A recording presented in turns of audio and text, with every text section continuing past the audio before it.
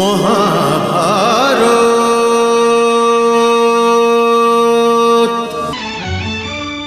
এবার বলো গঙ্গাপুত্র। মাতা, আমি যা কিছু ঋষি ভার্গবের থেকে শিখেছিলাম সেটা পাণ্ডুকে শিখিয়ে দিয়েছি। আজ সম্পূর্ণ ভারতবর্ষে এমন কেউ নেই যে পাণ্ডুর তীরের মোকাবিলা করতে পারে। গুরু বশিষ্ঠ আর বৃহস্পতি দেবের থেকে আমি শ্রেষ্ঠ সিদ্ধান্ত আর রাজনীতির যে জ্ঞান পেয়েছিলাম সেটা আমার থেকে বিদুর শিখে নিয়েছে। ও এই যুগের পরম বিদ্বান এবং নীতিবান, আর ওর নাম সর্বদা সবাই সম্মানের সঙ্গে নিতে থাকবে। আর আমার ধৃতরাষ্ট্র গঙ্গাপুত্র? ধৃতরাষ্ট্র কুরুবংশের জ্যেষ্ঠ পুত্র মাতা। ও ভীষণ বলবান, পাষাণকে তুড়ি মেরে ভেঙে দিতে পারে। জ্ঞানে তো পাণ্ডু আর বিদুরের সমান। পাণ্ডু আর বিদুর ওর দুটো চোখ মাতা।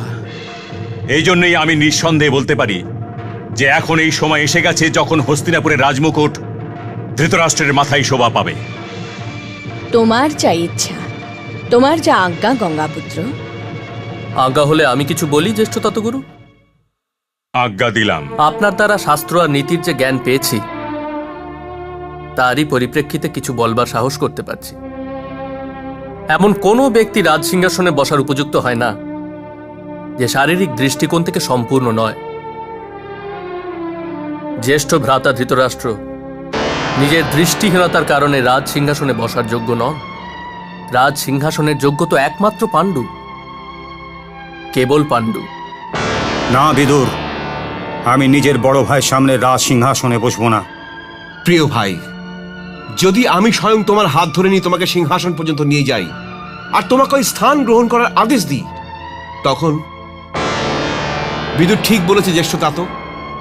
যে ব্যক্তি নিজেকে স্বয়ং রক্ষা করতে পারে না সে রাজ্যের রক্ষা কি করে করবে? হস্তিনাপুরের রাজ সিংহাসনে বসার যোগ্য শুধু একজনই আছে, আমার ভাই পাণ্ডু। তুমিও কিছু বলো গঙ্গাপুত্র। এই সিদ্ধান্ত তো আপনিই নেবেন মাতা। আমি তো কুরুবংশ আর হস্তিনাপুরের রাজসিংহাসনের সঙ্গে বাধা পড়ে আছি। যে এই রাজসিংহাসনে বসবে তাকে সেবা রক্ষা করাই আমার ধর্ম। কে বসবে এই সিদ্ধান্ত আপনিই নিন মাতা।